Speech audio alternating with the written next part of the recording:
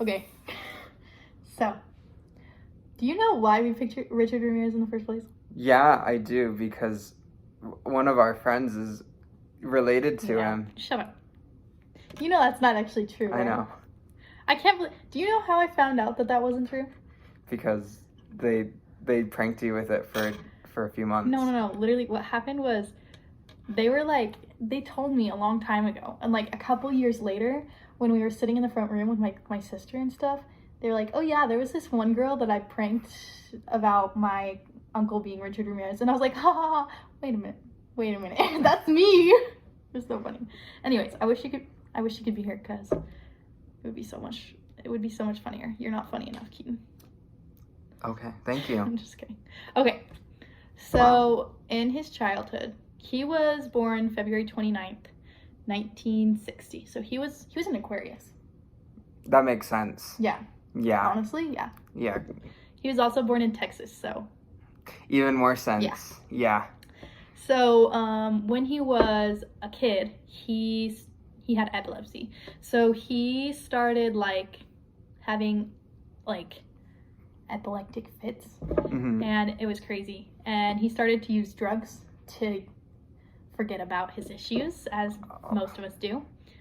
Whoa, most of us. What do you mean? When he was a little older. Oh yeah, when he was a little older, he had this cousin. I think his name was Miguel, who smoked marijuana all the time. And then when he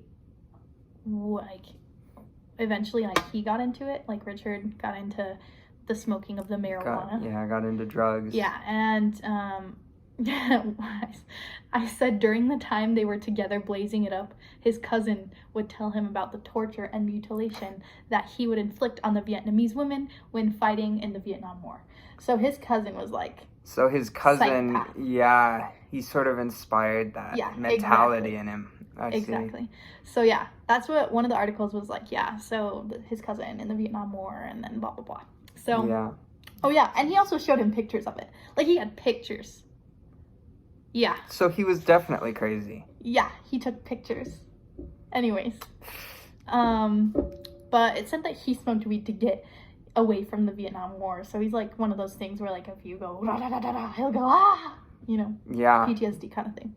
Anyways, oh yeah, in his early teens, his teen years, he witnessed Miguel killing his own wife.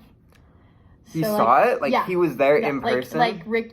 Richard Ramirez was there watching his cousin murder his wife. Wow. Yeah, so that was great.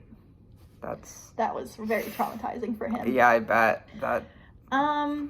He later dropped out of high school in 9th grade, and he was repeatedly arrested for drug possession and theft. So at first he was just into marijuana, he was just marijuana, but he moved to California and he started getting into cocaine. So he was arrested on multiple occasions for drugs and theft and shiz. Anyways, so his victims. Do you know who his victims were most of the time? No. I'm guessing women. Yeah. So since his cousin would show him the photos of him, Yeah, beating women. Yeah, beating and raping women. Mm-hmm. He would he took on that.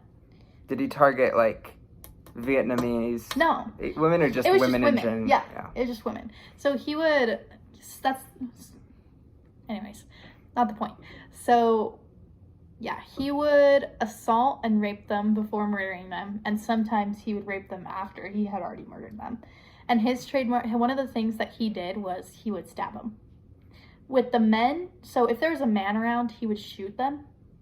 Or if he wasn't going to do anything to them, then he would shoot them. In this one instance, it said that he was going after this girl and he raped her and she got away somehow, and then he shot her roommate and then something like that, and then went on a killing spree or whatever. But he would shoot the victims that he wouldn't rape. Otherwise, the people he raped, he would stab them. Mm-hmm. So that's nice, I guess. Take that for what you will. Yeah, so there was another instance where there was this person he had been stalking, that he was going to do the same thing to her, but her husband was there, so he just shot the husband or shot them both? No, shot the husband and then stabbed her. Yeah, exactly. I see. Oh yeah, his first known murder was in June 28th, 1984. So the first one was kind of, it put it as like his trial, I guess. Like at first he was like, oh yeah, no, like I could never do that, blah blah blah blah. Mm-hmm. But you know, then he did, and then this sparked like a whole bunch of killings after that. So after that, he kind of went off the grid for a little while because he didn't want to get caught. Yeah. And then... Was this while he was still living in Texas? No. No? He lived in California. He didn't kill anyone in Texas, I'm pretty sure. Oh, okay. I'm pretty sure it's all in Los Angeles. Anyways, 9 months later, he came back.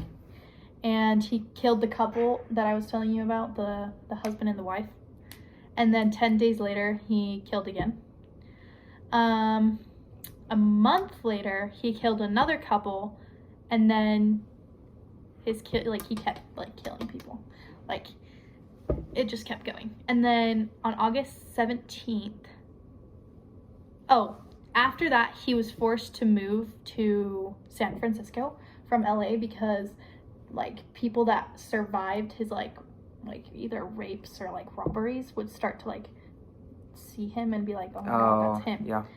And one thing that it was talking about was they called him the Valley murder or something like that. I don't know why. Did he like dump bodies in valleys or something? No, I don't think he did. They called him that. I think it was because of being in LA. But then he moved to San Francisco and he killed 2 more people. And then on August 24th of 1985, his last victim, who he raped and shot after forcing her to say that she loved Satan. So he was a very satanic person. Like he was into like satanic Bible and like all of that. And he would often do satanic rituals at the place of the murder. Is that why you think he killed people? Just like as a sacrifice, maybe? No, I don't think so. I think it's honestly just because... Just because he wanted to? Just yeah. It was doable? I think that they're 2 separate things. I think that the killings were separate from the satanic rituals because if you do any research on the Satanic Bible, which Paula has done and has told me about, like, they don't, like, want you to kill people. Like, that's not part of the thing. But I think that the satanic rituals might have been him trying to, like, repent. Oh. And I think that's also why he stabbed his victims instead of shooting them, because it was, like, closer and, like, he could, like... Oh, I see. Yeah. Anyways, very dark.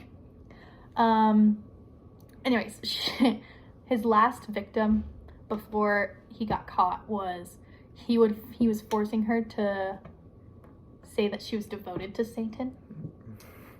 So that was nice. Oh yeah, the trademark. So after they called him like the Valley the Valley Killer or whatever, they started calling him the Night Stalker because like he would kill his victims at night somewhere close to their house because he would stalk them and then kill them. Yeah. Oh yeah. So how he was caught was the last victim, the August 24th victim, she wrote down his car details and he accidentally left a footprint at the scene of the crime. Oh, and they connected his footprint with with his shoe. Yep, exactly. And then like the car and people who like saw him previously could like recognize him, and so they caught him. And when did they catch him? I think they caught him only a day later. Let me double check. Like what year? I mean... Yeah, 1985. 1985, okay.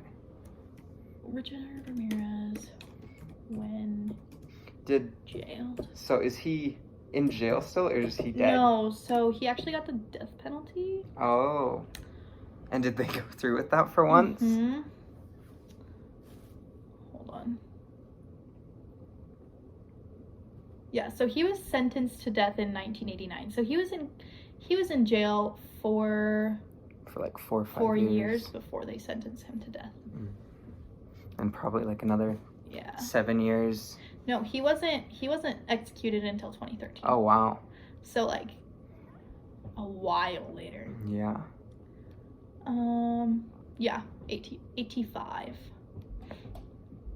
So, yeah, he was sentenced to death. I'm pretty sure he got an electrocution. Yeah, probably. But I'm not sure. Let me double check. How did...